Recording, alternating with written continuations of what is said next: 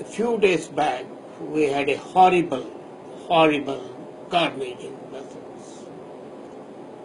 The bombs exploded, the shots were fired, and over 30 people died. A couple of days passed. There were again explosions in Pakistan. More than 40 people died, and they were celebrating Easter. At the same time, there was a news item which has escaped the attention of the people. It was Good Friday, and a Catholic priest from Kerala, who was working at one time with Mother Teresa, was executed in Yemen. And he was executed the style Jesus Christ was crucified. This Roman Catholic priest, Father Tom Uzical, was crucified on Good Friday, and that crucifixion was a slap on the face of the Catholic Church, Western values, humanism, and everything one can hope for. I was astonished that here on the one side was the Pope washing the feet of the Syrian refugees, kissing their feet, blessing them. Here was Obama saying, well, the terror is not because of Islamic terrorism, but it's a result of the Western exploitation. Here was Justin Trudeau saying, well, if these people have killed, they have been defeated, not the people who have been injured. But there was nary a word, nary a statement condemning this crucifixion, and that too on Good Friday.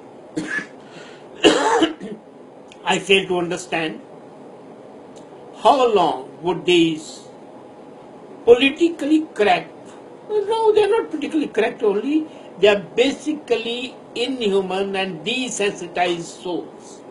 How long would they continue to behave in this manner with a view to establish their base for the coming generations, for the coming elections, so that not only they but their generations can keep on ruling? The point is terrorism to be met with subservience? Is there no point where we are going to stand up and say, thus far and no more? You have to be clear enough that you have to fight the enemy on the same terms, on a level playing field that the enemy has adopted. You cannot order your troops to go with their hands tied behind their backs. And secondly, this also shows the extent to which we are behaving like an ostrich. We bury our heads in the sands and we believe that there is no danger to us. We close our eyes and we believe that we are blissful in heaven.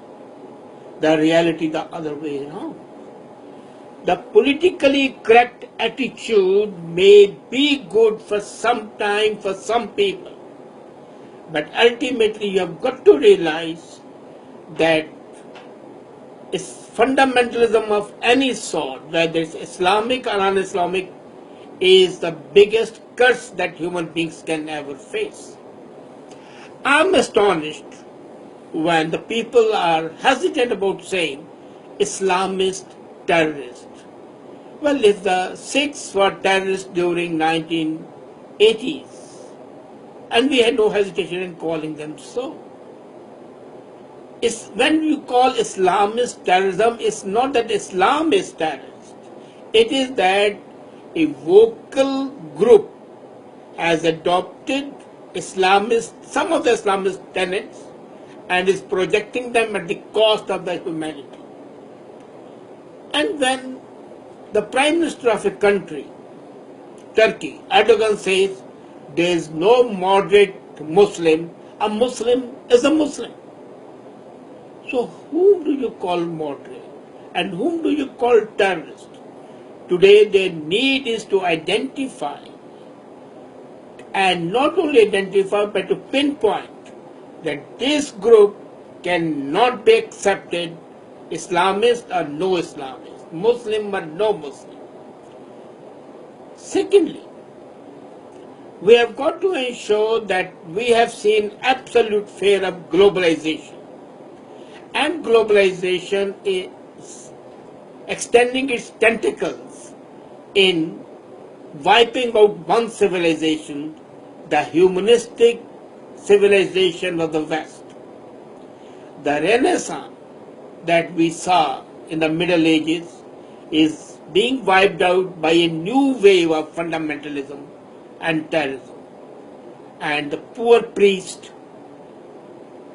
peace-loving, kind, being crucified shows the way of the things that are likely to occur. Until and unless we can wake up and say, thus far and no further. And this is incumbent on the political leadership to wake up before it's too late.